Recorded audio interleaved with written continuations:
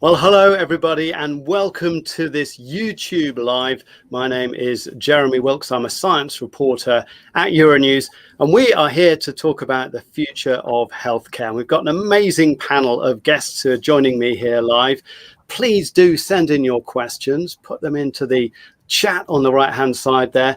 Somebody will send them through to me here on my phone and we can put them to the experts. We've got a great panel here, and really you can talk to them about anything related to healthcare. We're here to talk about artificial intelligence, digitization. We're going to talk about really the future of healthcare over the next decade. Let's introduce everybody.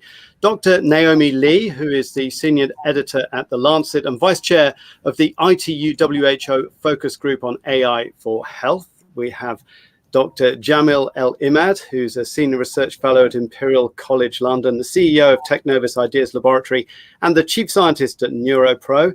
We have Dr. Bertalan Meskó, the director of the Medical Futurist Institute, private professor at the Semmelweis Medical School.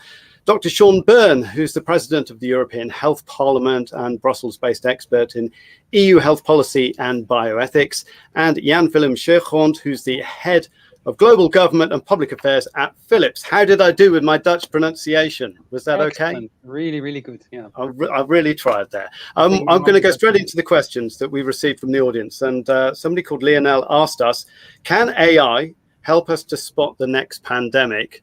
And I want to put that one to Naomi because you're working on AI. And you were talking about this a couple of years ago, that AI could help us to spot pandemics coming. Will it?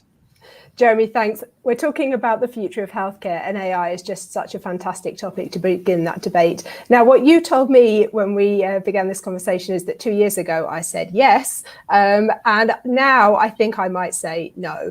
Okay. And the problem here really is artificial intelligence is so exciting. It's such a great area of growth. It gets people really excited about the future of healthcare. But the situation now is there's a lot of hype. In some cases, there's a lot of excessive marketing claims. And so the question we have to ask ourselves really is, are the claims true?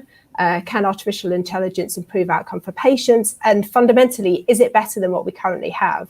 So if we bring that back to the pandemic, it wasn't really identifying the pandemic or finding the cases that was difficult. It was getting people to take them seriously and react to the pandemic that was difficult. So if we think about some of the examples of AI that have come out of COVID, for example, there's been a lot of publicity around an app to diagnose whether or not you have COVID from a cough. The question there, when you look at that, is, where have they got this accuracy figure from? Why would we want to use that? Can we only use it in patients that have a cough? The problem with COVID is asymptomatic spread. So although people got really excited about that app and about the potential, and it is exciting, it's probably not the tool we need right now. So a lot of the work that I do at the Lancet and also in the focus group is to really dig into these claims and say, well, look, we need an independent, rigorous evaluation process for this kind of claims so we know what works and what it can do for us. Has anybody else on the panel got another view on that, though, on the use of AI in seeing things like COVID-19 coming? If you don't mind, I would love to jump in. It's such an exciting topic. And of course, the hope and the hype are always amazing around AI, and especially in the moment like this, dealing with the pandemic worldwide, and everyone is affected by it now. It's easy to understand that people love to reach out to such hopes that maybe by using such an advanced technology, we might be able to end COVID sooner, or we can predict the next outbreaks in a better way. I have no doubts that public health officials will have to use some forms of AI in the near future. Of course, I'm talking about artificial narrow intelligence here, an algorithm being very good at a very well-defined single task, not the AI we usually see in science fiction that's really far away on the agenda.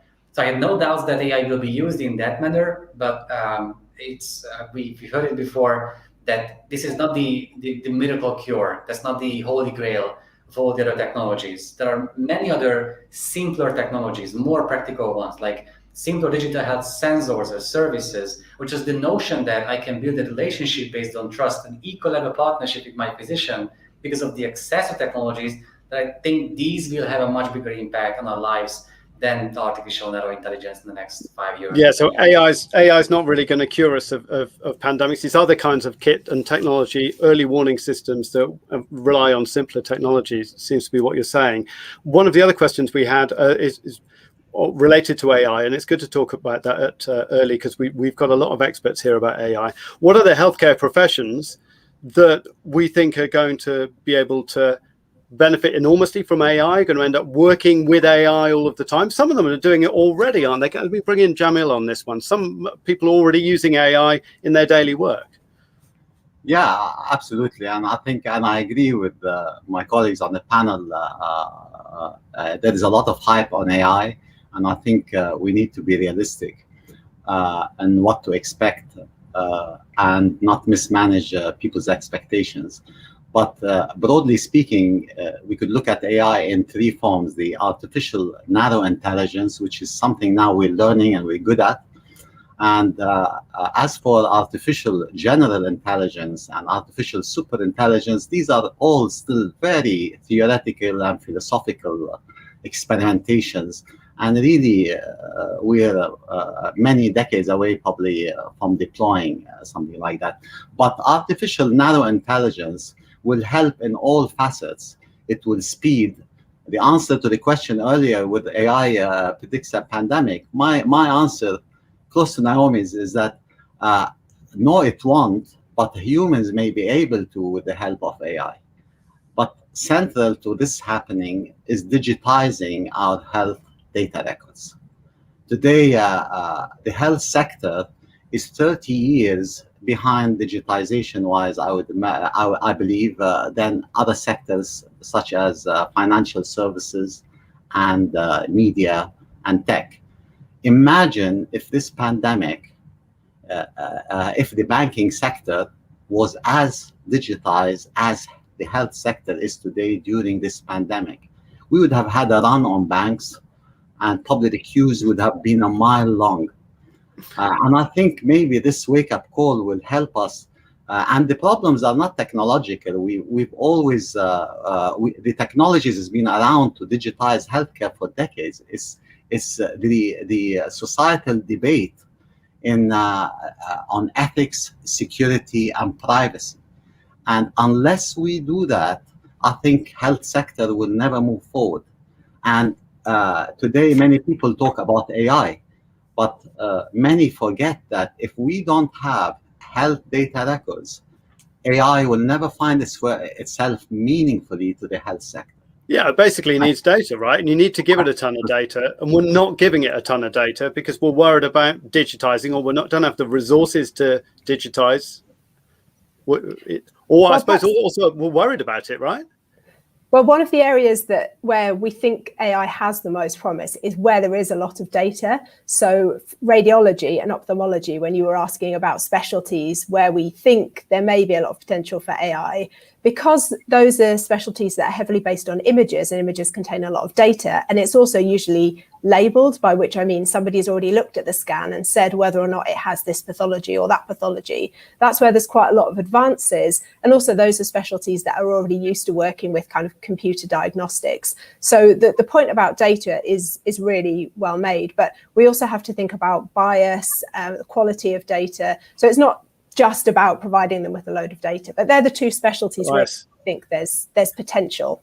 Bias is an extraordinary thing, and I was actually reading one of the blogs on the Philips site about that, and I'm going to bring in Jan-Willem talking about biases in AI and the potential for those, and the extent to which we kind of can end up accidentally, really not intentionally, transferring biases across. How do we work on that, Jan-Willem? Talk to us a bit about that.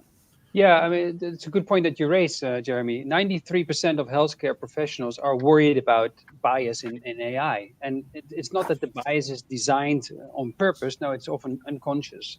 And what you need to look at is there are three elements in how you actually eliminate bias. One, it is you need the right kind of data. Is there diversity in the data? Now, a lot of data is, to be honest, based on rich, white, male populations, and that doesn't really help you if you're trying to improve maternal health, or if you're trying to experience how can you actually eliminate the bias between people of certain ethnic groups. And is that just because of who it is who actually takes part in the trials?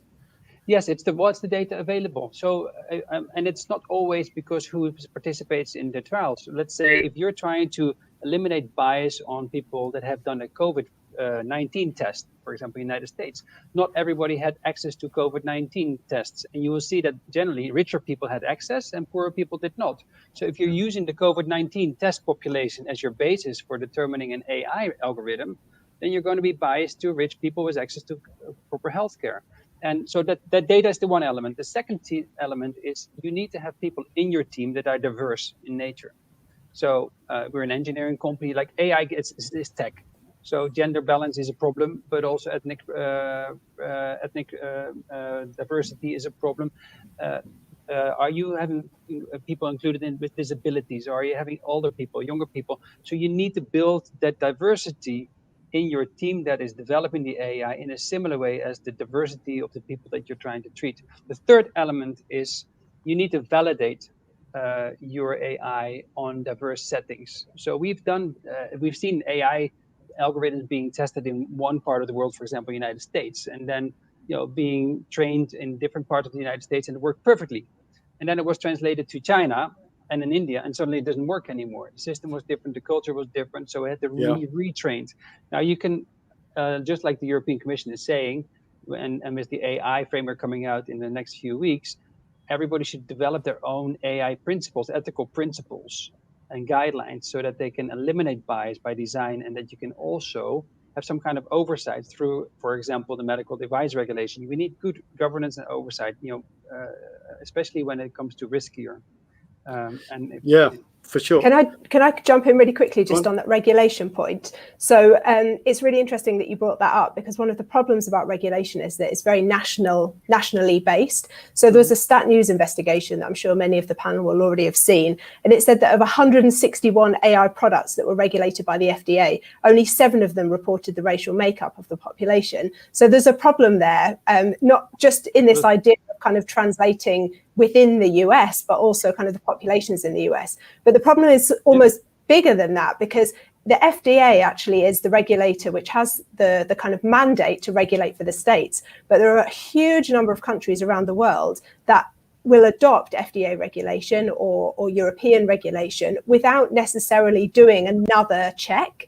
So when you're thinking about regulating AI products, firstly, a lot of the regulation doesn't mandate post-marketing surveillance. So you can roll out a product and then you can just rely on somebody spotting adverse events and reporting them, which probably isn't appropriate for higher risk AI products because they're too new.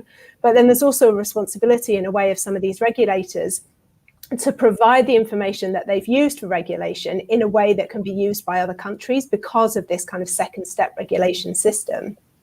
Yeah, if I may. Total minefield. Go on. We published a study about all the AI-based, FDA-approved medical technologies, and there were about 63 of them. But the issue that we found was that sometimes not even the official FDA document described that the technology was indeed artificial intelligence-based, while the company claimed that the technology was AI-based, and vice versa. And there is no clear database where you can search for such AI-based medical technologies. So we had to make a database ourselves. And still, there is such an inconsistency about the terms even the regulators are using, whether the technology is AI-based or not. Thus, it's even harder to expect the right things from providers and medical technological companies to come up with the right descriptions about their products to make sure that those will be properly regulated, even if they are AI-based. I'm jump into some of the questions that I've got here, and I'm going to put them to Seán, who's not had a chance to speak yet. Seán, I know you're definitely going to have the answer for this one from Nick Balsimidis, who's asking, will the quarantine end soon? Yeah, of course. I mean, it depends on what's your definition of soon. No, I think look, hopefully it does. I don't have the answer to that, unfortunately. It's not the type of policy that I'm looking at, and it's above, it's above me whether or not we get out of quarantine or not. But no, I mean, I was joking. I was thinking, nobody knows, right? But let's hope so. Exactly. I have got one that's more in your ballpark from S.R. Dane, who's asking about the future of data in medicine, and can and should patients have access to their own private data? Talk to me a bit about that and what the situation is at the moment in Europe, actually. Yeah, I think it's a great question, and the answer is yes. Of course they should, and it's because it feeds into everything that everyone else on the panel has just been saying, and particularly to pick up on a point from Jamil. I mean, what we want to try and achieve is a system that people trust, is having data that's available for people to be able to see and use. If it's my data, I should be able to be empowered to make a decision over what's done with that. And it's only by having trust in these systems and by actually talking to people at the level of ethics and values and understanding what the problem is. Why are people hesitant to use a technology or to allow access to it? And it's actually something I've seen Bertalan talk about in a video as well recently, is the idea of a cultural change in how we actually approach technology. And I think we need to see the same thing in policy. And I was just going to say on the point on AI, and everyone's talking about regulation. I mean, we know that at the EU level, we can expect legislative proposal in the next few weeks. And it's going to be interesting to see what clarity comes from that, because it's true. I mean, the work we're doing at the Health Parliament at the moment, when we talk to stakeholders, we hear a lot that the technology is there, that health records perhaps are digitized, but that they're sitting in different silos is the buzzword. But let's say if you go to the dentist, you go to your GP, and then you have to see a specialist, they don't necessarily have access to the same records, and that's a problem. But isn't that what the EU for Health initiative, the program that they've just pushed through, isn't that kind of what that's aiming to address? Partly so, and I think it's more probably in line with the European health data space. I mean, what I see from EU for Health is broader, and maybe you want to come to it later, is bringing but the data space, what they were talking about there, the fact that if you get ill in Belgium, then you can call up the records if you're an Italian person, for example, or, you know, if I'm traveling to Cyprus, they can work out what happened to me in France or whatever. Doesn't that seem kind of strange that that isn't the case at the moment? Because I can access all of my information and do bank transfers on my phone, but I have no idea what happened to me when I was a kid, when I was 13, what vaccines I had. I don't really know what that information, where that information is. Absolutely, and I think that's definitely a key aspect that needs to be tackled in the coming months, if we want to make the reality of AI, whether it's science fiction or it's more tangible. We need to solve that problem, and we kind of need to solve it fast, because if we can't bring this data into a pool that's useful and that's accessible, as you say, I mean, why shouldn't we know that? If it's sitting in a doctor's office somewhere, I mean, we have the technology to digitize records. I remember working in a few years ago in a law firm where you had to ask patient records and you received a box, you know, huge and just full of, wow. You know, if you're acting on behalf of a client, that's what you got. And that's not really I remember doing a story a couple of years ago, though, in Sweden, and it was with two experts in Parkinson's disease, and they had video conference chats with each other like this. This was a few years ago, and that wasn't quite so common. And the reason they did that was because they're not allowed to send emails about patients to each other. They have to send a letter and put a stamp on it and put it into a postbox. And I don't know how common that is in other countries, but they said now they had super HD quality cameras, and they just kind of show a piece of paper to each other in order to share information. This is two doctors in the same city in the same country. That sounds so backward. Is that what it's like everywhere? No, if I may, I mean, I think hospitals are the only places where you still find fax machines. So maybe they moved on from mailing post, but I think, yes, that is one of the conundrums that we have in healthcare. It is mired by three elements that we really need to solve. And I'm going to compare it to road traffic. First of all, we need the legislation to allow this data to be shared. Just to your point, why does it have to be a letter? There's technology to send it around. But the legislation doesn't allow us to transfer data between institutions in a similar way that it's almost like road traffic. I mean, we have roads, and they go to the border, and then suddenly the road on the other side of the border starts 100 meters further down. It's not connected, and we need to have the legislation that mandates those to be connected so the information can flow. Then there's the interoperability. So from one system to another, I mean, if I transfer my data to you, our systems may not be interoperable. They may not understand it, normative and semantic. And I'll give two examples, normative and semantic. It is like on my side of the border, I can go 70 kilometers an hour, it says 70. And on your side, it's 70 miles an hour, it also says 70. So we don't understand each other.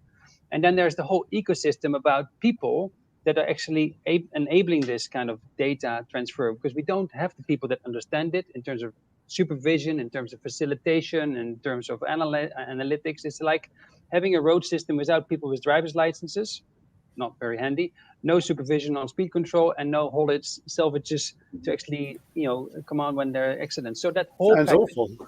It's awful. So the European health data space can take away some of these legislative hurdles and even mandate some of the interoperability, like the Americans did. Naomi. And there's things like AIbased and other indexes that can allow us to let that data flow. Because without the data, as we already said, AI is only free. Absolutely.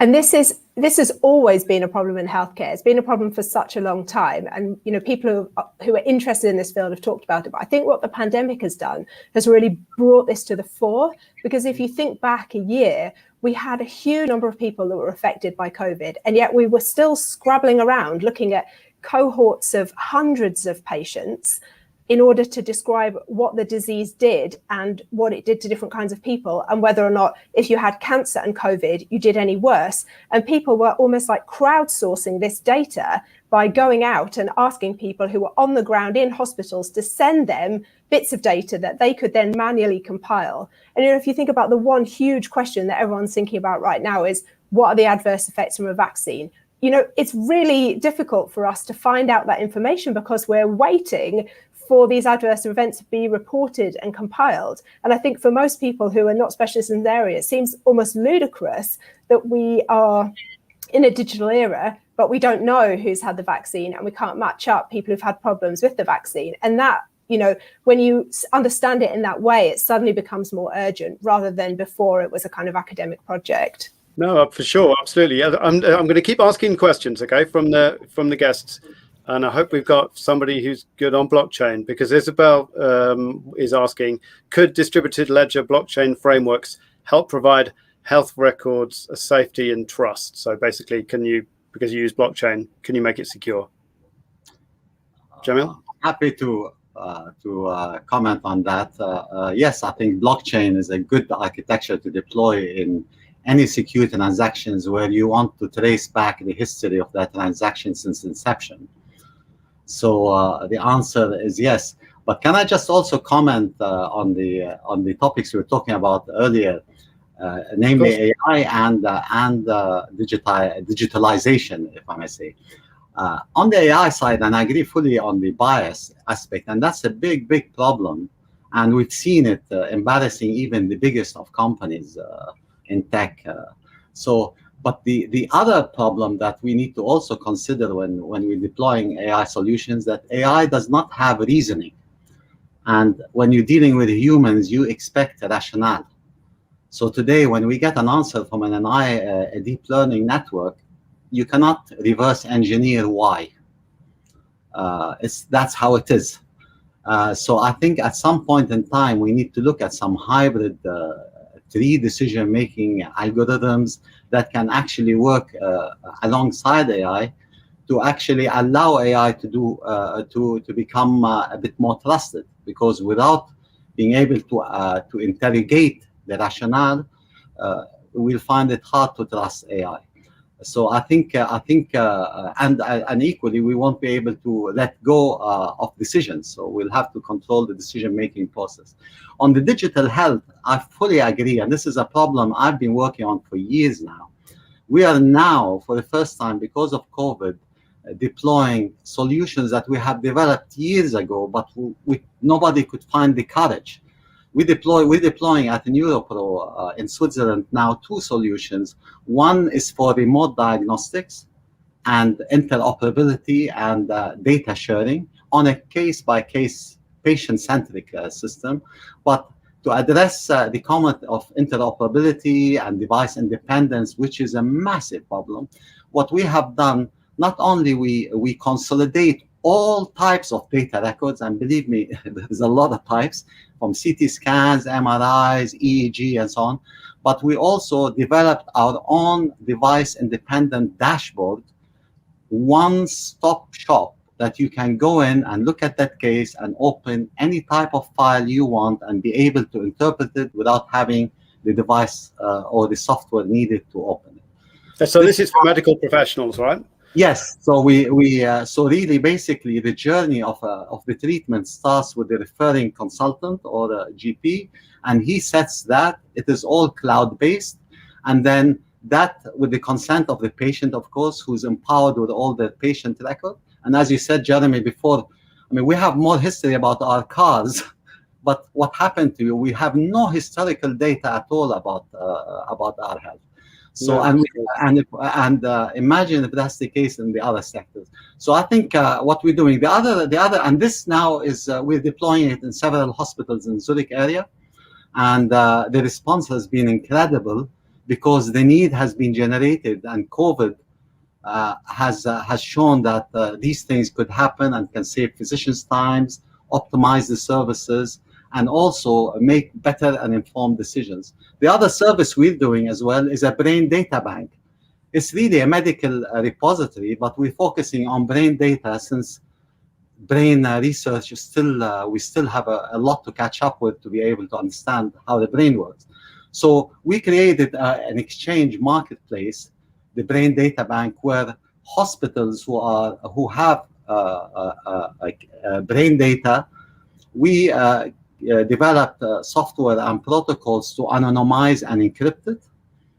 And we developed several layers of security and anonymization. So if they choose, they can take it from the repositories and from their archives and deposit it into our data bank.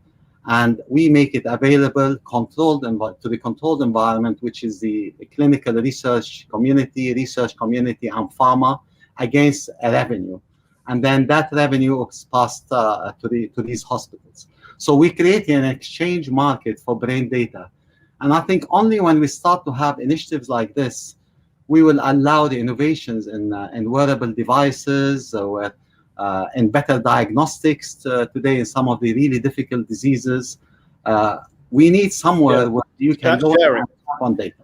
That's that ability to do. I'm just going to come up with some of the contributions we have here. Comments from Terry Baudouin, who's saying that he can access all his medical records from America on his phone or laptop, but he can't get any records here in Germany, and ends up getting things on a CD, or they have to be sent to him by post. Is Europe a bit behind? I'll bring in Bertalan here. Is Europe a bit behind on this thing, digitalization and generally exploiting technology? It varies country by country, and so far we have only been talking about health data or patient data we can access in healthcare institutions, and that's basically a health IT issue. We have seen countries like the US, Denmark, leading the way for that, leading the example, showing the example how we could empower patients and give them the data that belong to them in the first place. But let me expand this vision a little bit more. That we have been talking about health data at health institutions so far, but what about the digital health data we also own? Data coming from through my smartwatches, my health sensors, the way that I got my genome sequenced or my microbiome sequenced, and I would love all that data, all those insights to take a part to contribute to my health or disease management. And I want to bring that data to my healthcare professional to make a decision together. And I did, but we couldn't, even if I had a partner physician in this, we couldn't even add the data coming from the patient side to my own medical records, which I also own because I paid for that through my taxes. So I don't see that this is a European issue. Again, it varies country by country. It's more about the lack of the idea coming from regulators that it's not just that they should accept that most patients want to get empowered. It should be one of their basic duties, their goals, to make patients empowered. And I only say that in the case of Denmark, where the government said it out loud that we want to empower patients. When this notion takes place in practice, then we can see real developments giving data to patients. I remember you talking to me when I was talking to you. I first talked to you at the beginning of the year, and you were saying that really we've had a lot of shifts in terms of the technologies, and adoption of telemedicine has started to happen a bit more in lots of countries in different ways. I mean, I still can't have a video chat with my doctor, but certainly I know other people who can. And that seems to be a kind of a doctor by doctor thing as well. But I remember you saying to me that it was really a cultural change we needed to have in terms of the culture. So talk a little bit about that and what kinds of cultural shifts you see already maybe happening because of the pandemic. Absolutely. Digital in itself is a cultural transformation. Of course, it was initiated by the access to advanced technologies, from health sensors to artificial neurointelligence, but it's indeed a cultural transformation, meaning that the way the hierarchy of the doctor-patient relationship has been transforming into an equal level partnership, or how the role of the passive patient has been shifting towards a proactive, empowered patient role, or even how the role of the physician being a key holder to the ivory tower of medicine has been changing into a role of a guide for their patients in the jungle of information. These changes matter so much more than which technologies become accessible next or next year. That's why it's a cultural transformation. The technological adoption took place very quickly last year, when it was not a choice but a must. But as in many places in the world, we couldn't provide care or access care without using telemedical services. Of course, patients, physicians started using that because, again, they had no other choice to make. That's why the technological adoption took place, but the cultural transformation is still lagging behind. And by that, I mean that, of course, there are tablet-based devices, even robots bringing around a tablet to allow patients and physicians to have a telemedical conversation in a hospital. But that's not the challenge here. The challenge is how to make sure that a patient can build a relationship based on trust with their physician through such technological digital means. This is something we all have to learn from scratches now. Medical curriculums don't have this kind of knowledge, or they don't give out this skill set to medical students worldwide. Patients, we never had a chance to learn these tricks. We had the chance to learn the tricks in real life through in-person conversations, but not through these telemedical services. So we are in this together, and we have to learn all these tricks again from day one. That's why it's a cultural transformation. And once a policymaker, healthcare provider, regulator embraces or acknowledges that this is indeed a cultural transformation, and we have to deal with what people, patients, physicians feel about these technologies and how we can help them better manage their expectations or better learn how to deal with these technologies, then we have a chance to ride on the wave of the technological adoption. And I think if you can bring this cultural transformation next to the technological adoption that just took place last year, then we might even save a decade of the healthcare progress just because of this. This comes in, though, and touches on a question which I think a lot of us are kind of feeling it at the moment, which is a question that came on Instagram from Arsekank01, who's saying, while everything is becoming kind of online thanks to sort of industry 4.0 and everything being accelerated, us doing this kind of chat here in the way that we're connected, how do we avoid what they're calling infollution? So information pollution, having too much information, knowing too much about yourself. Seán, you want to talk about that one? Yeah, I really want to pick it up, and I want to pick up Bertalan's last point as well. I think we're often quick to criticize regulators. We're often quick to criticize policymakers, and I'm guilty of having done it myself. Not going to lie about it. And the thing is when we're going through a cultural change, we need to accept the fact that takes time, and it's very easy to, and we do it. Let's say we do it every day when we look at COVID numbers and we look at who's vaccinated, who's not. It's quick and it's easy to compare different markets and different societies. And when I look at Europe and the EU, what I see is, for example, in 10 to 15 years, we'll probably have worked out the teething issues that we have with the GDPR.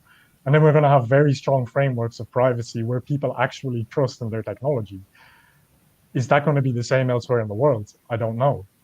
And I think it's, it comes to the example of, well, maybe you can't access your medical records yet in Germany, in Europe, it doesn't matter, and you can elsewhere, but what kind of society do we want to build? And actually that takes time.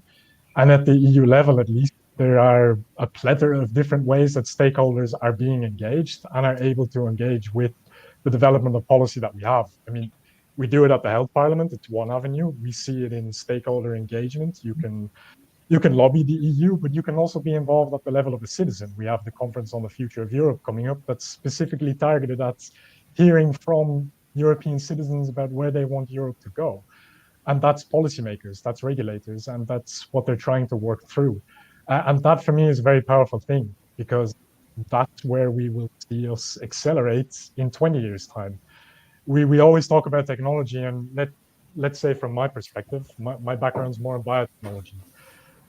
Every 5 to 10 years that we're confronted with a new technology, we almost restart the conversation about what are our ethics and our values. They don't change. Our fundamental values are always the same. I mean, we always want to respect privacy. We want to respect people's autonomy.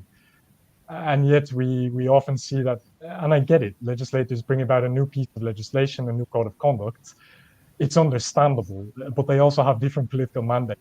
That's a bit of a problem. You know, it is what it is. That's the society that we live in. What's the advice you can give to somebody who's feeling that they've almost got too much information now related to health? They've just bought themselves a super cool connected smartwatch. They've got the app. They're following all of this data about themselves, and you know, all these devices. They know how many hours they sleep. They know their resting heart rate. They know where their blood oxygen levels are, and then they.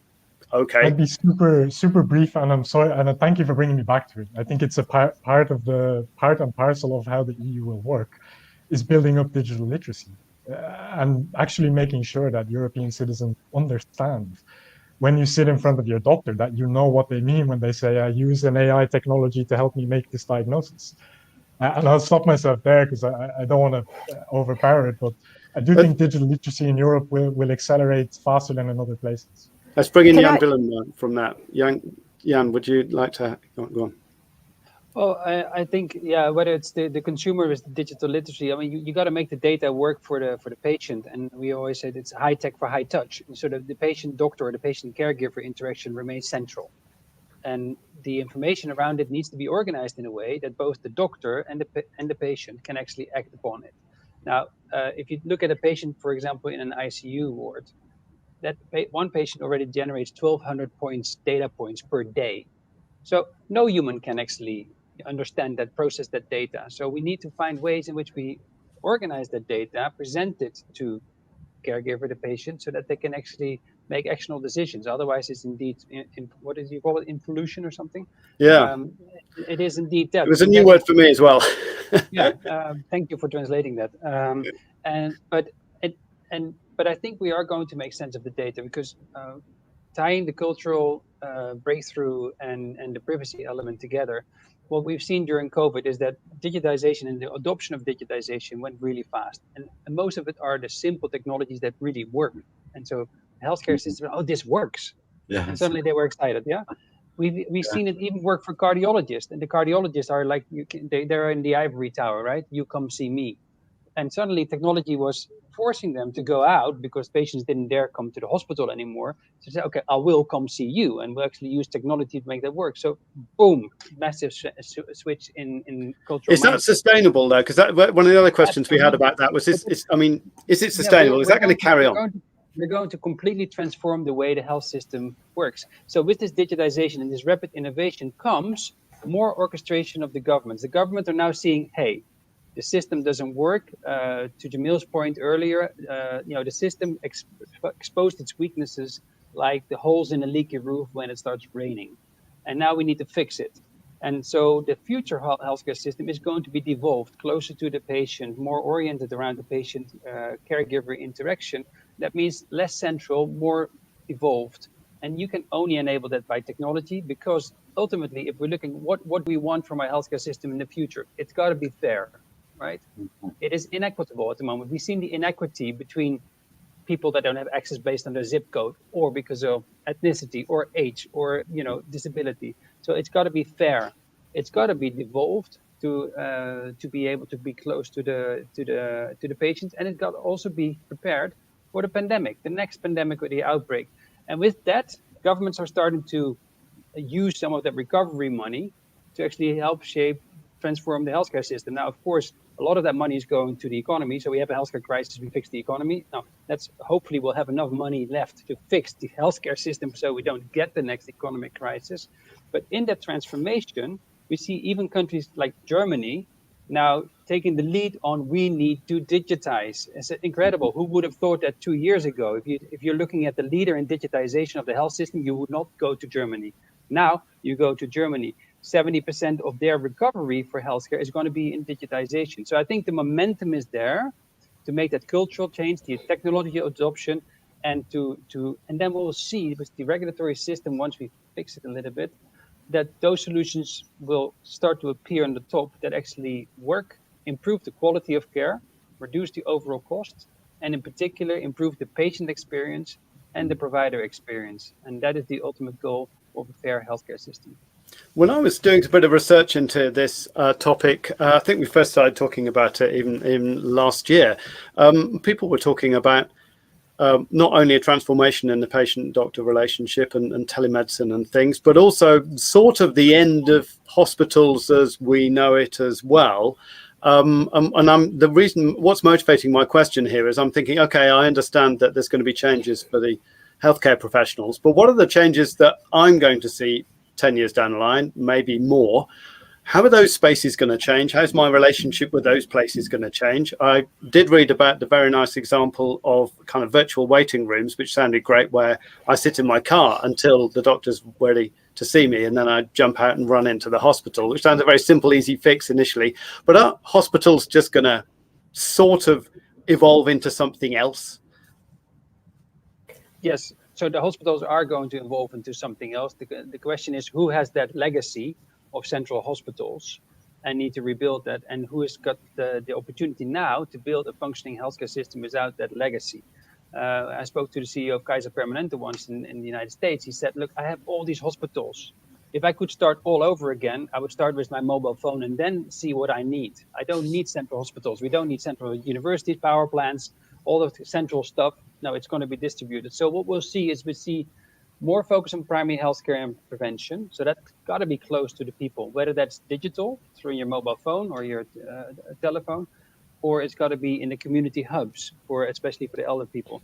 That has to be connected. I think the important thing is connected care and orchestrated care with centralized specialist centers. Now, do you want to take your centralized specialist care that is not critical in the same place as pandemic care? No. We have learned that in the last year. No, you don't. So you will see, like, for example, in the UK, community diagnostic centers or treatment centers being strategically put geographically in locations so everybody, the most people, get access within like a 100-kilometer radius. And so those people, those governments that have opportunity to strengthen their primary care and their connected care will demolish hospitals the way we know it, and only small central specialists and specialized hospitals will remain in dedicated places, but you won't see the outpatient people in the same place. Let me bring in Bertalan. How do you see things playing out? And I'm interested, I mean, you're in Hungary. What differences do you see between East and West and North and South on that in Europe? I think the principle that we might want to keep in mind here is that digital health technologies will make patients the point of care. It doesn't mean that we won't have shiny hospital buildings, but it does mean that anything I can do wherever I am, including getting a diagnosis, monitoring a disease or health management, or receiving treatment, again, wherever I am, of course, every patient will choose that.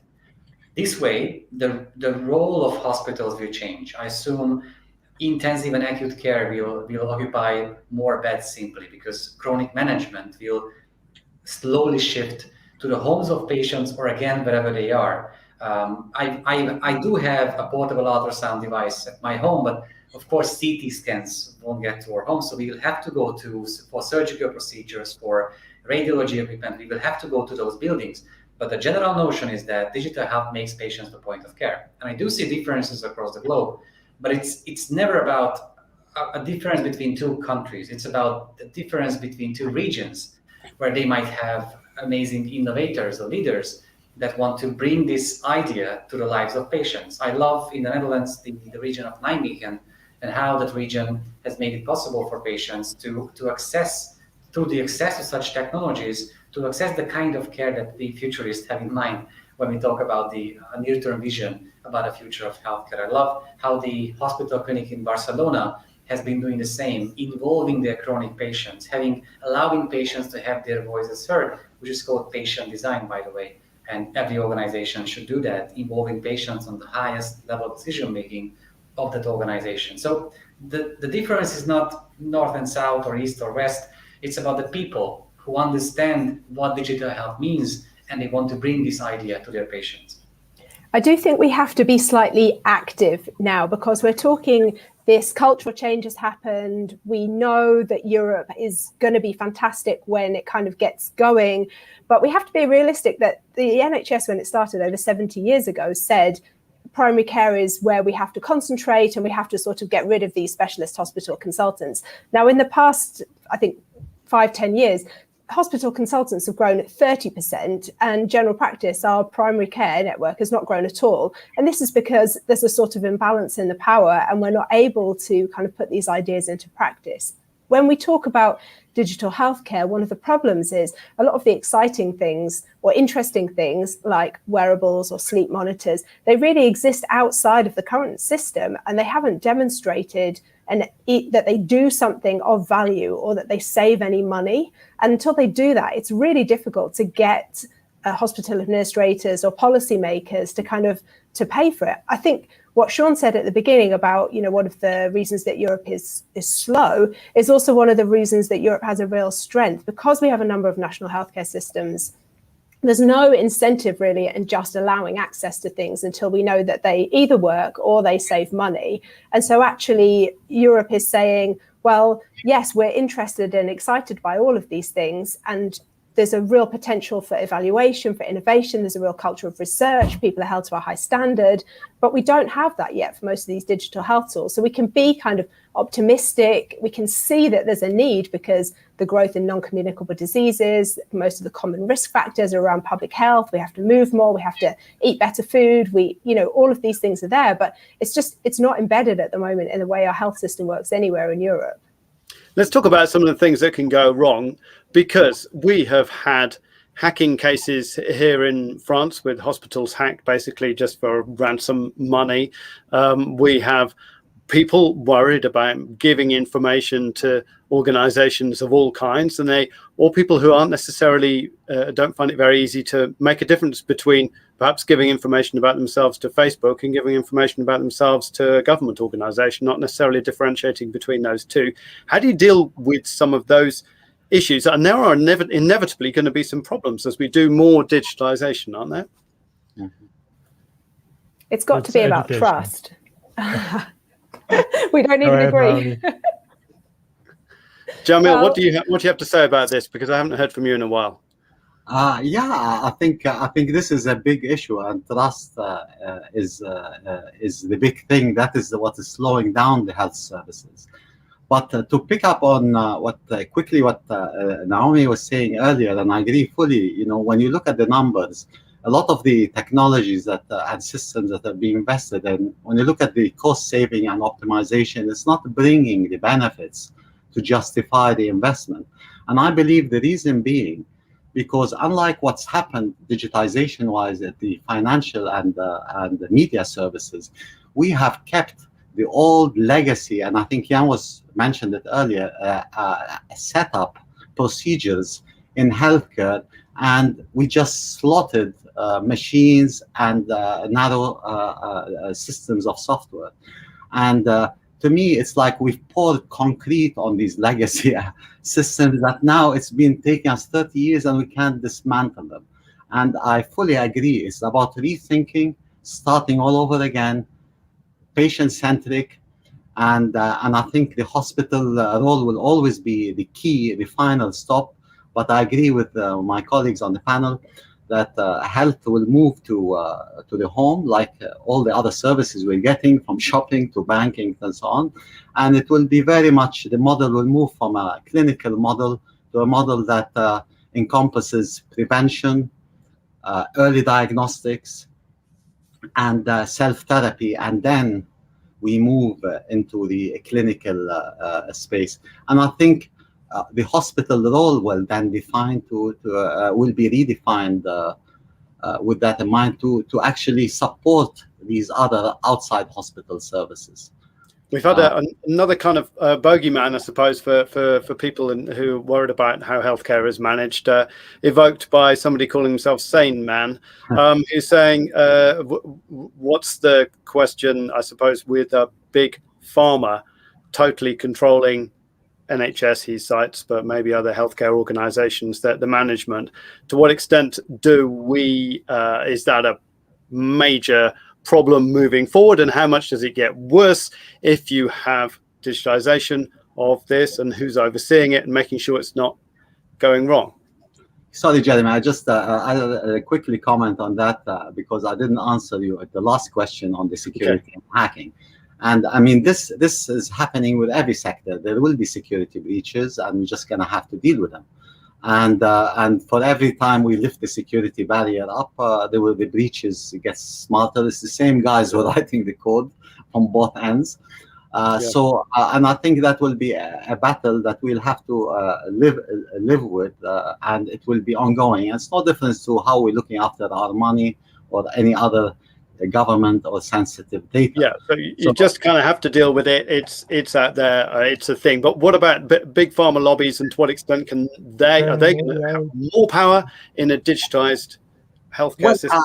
For me, I was just going to end. There is many things we could do with healthcare. We could anonymize data, and that's what we're doing in Switzerland. We anonymize these cases, so they're not traced back to anybody, even if that data, aside from encrypting them, they are not traced back to the patient itself.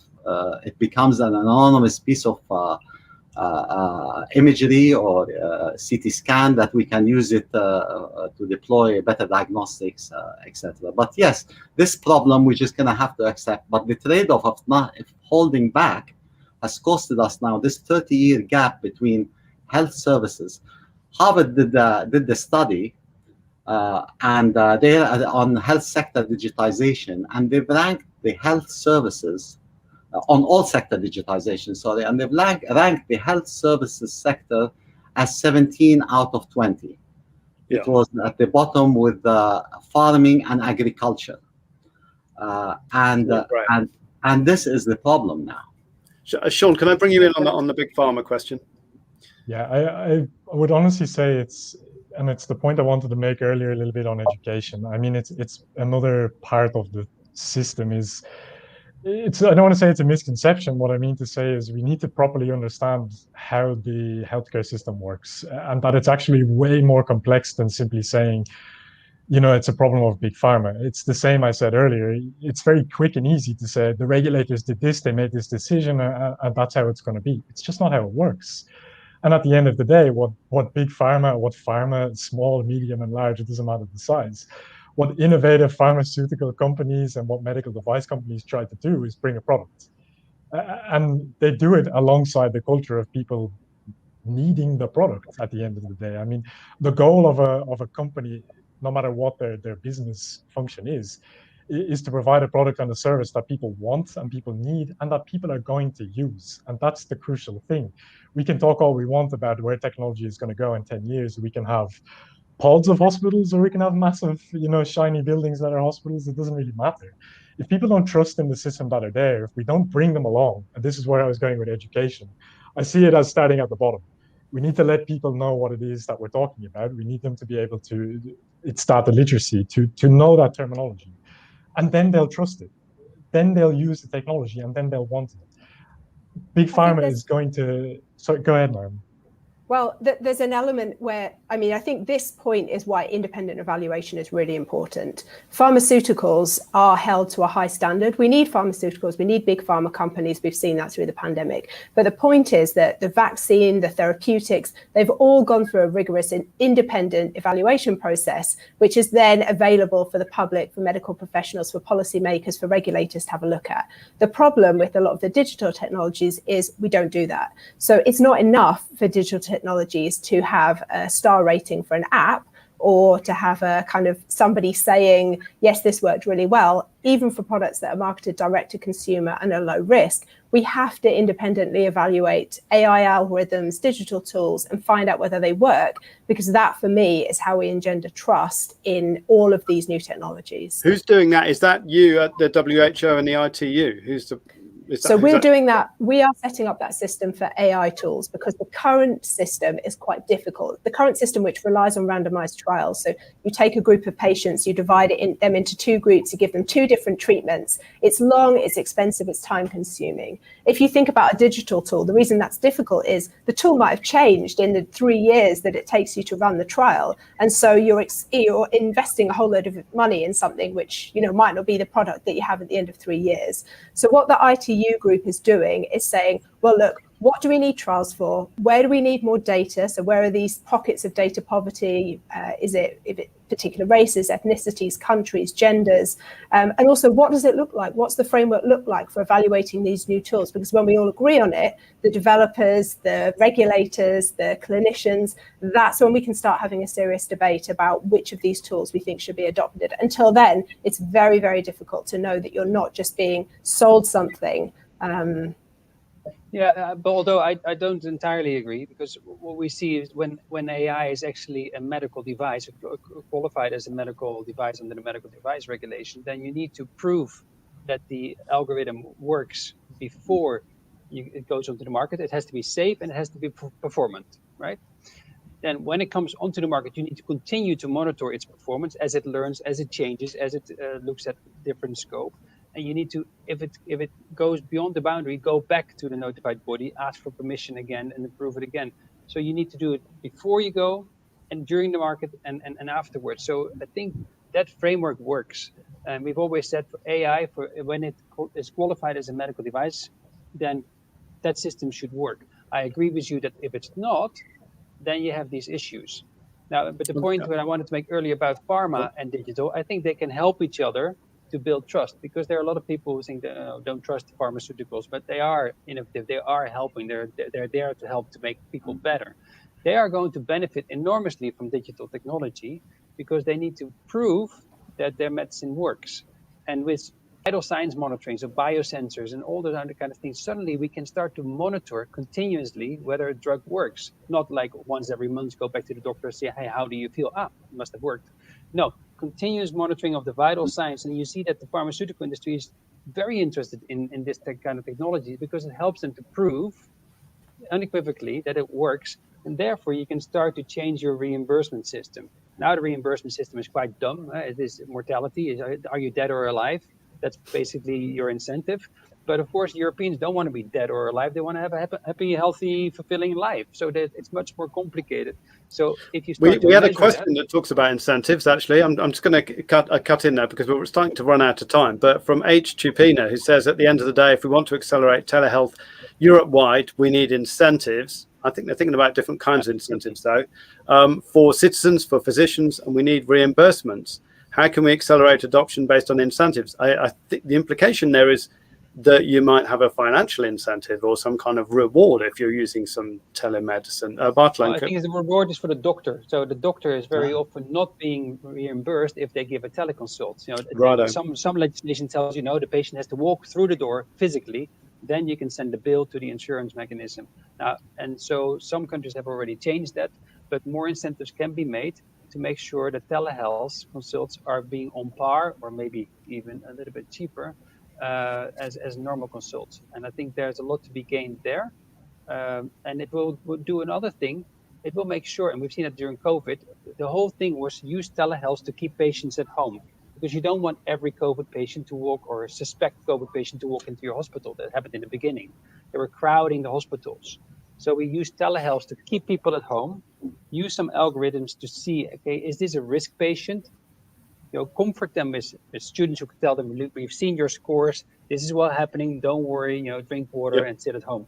And the ones that are really at high risk, you get those into the hospital. So the doctor, not the nurse or a student, the doctor could really focus on the high-risk patients. So telehealth incentives that are allowing for this kind of triaging and population health management technology can really make a big difference. Let me bring in Bertalan on this one. There are health insurance companies where there are incentives for patients, like Oscar Health in the US has been giving out health records to patients. And if they live a physically active life, they can get rewards in exchange. Gym membership, for example, that's a kind of incentive for citizens.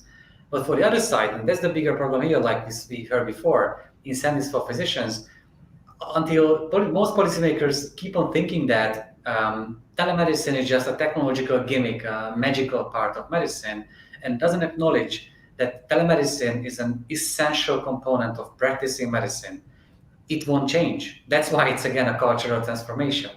I'm pretty sure that a physician today, as now telemedicine is becoming mainstream in many countries because of the pandemic, I'm pretty sure that a physician doing telemedicine visits in 3 hours gets more exhausted than meeting patients in person for 6 hours before that, because we know there is a Zoom fatigue component of this, and it makes us even more exhausted to do these calls, to talk with patients through telemedical services. So policymakers need to understand that digital health is a cultural transformation, and telemedicine is the new norm. We might like it or not, but the pandemic has shown that telemedicine should have been the new norm even before the pandemic. So let's have no doubts that it will keep on being the new norm. So let's incentivize based on that. I'm going to wrap things up now on that note. Thank you. It's been an hour, a fantastic discussion. I really loved it. We've got a great panel here. So I'll just quickly run through you. Dr. Seán Byrne from the European Health Parliament. Let's bring up another one, Damien. Who's next? Jamil, there we go. We'll say thank you to Jamil El-Imad, who's a Senior Research Fellow at Imperial College London. Thanks very much, Jamil. Say thank you to Bertalan Meskó, the Director of the Medical Futurist Institute. We will then also, last but not least, Jan-Willem Scheijgrond from Philips. Thank you very much for being with us. Naomi as well. Naomi. And me. And Naomi, I'm sorry. My goodness. Bias. I was running through it. Yes, definitely not last. Yeah. Thank you, Naomi. No, it's been brilliant. Thanks so much, Dr. Naomi Lee, senior editor at the Lancet, vice chair of the ITU WHO focus group on AI for health. Look all of these people up on YouTube. They have been recorded talking about all of these different topics in different ways, and not just here in this setting. And so you can see what they've got to say. Many, many wise things they have to say. So please go ahead and do that. Thanks for being with us on this YouTube Live. It's been really fun. And see you again soon. Thank you. Thank you.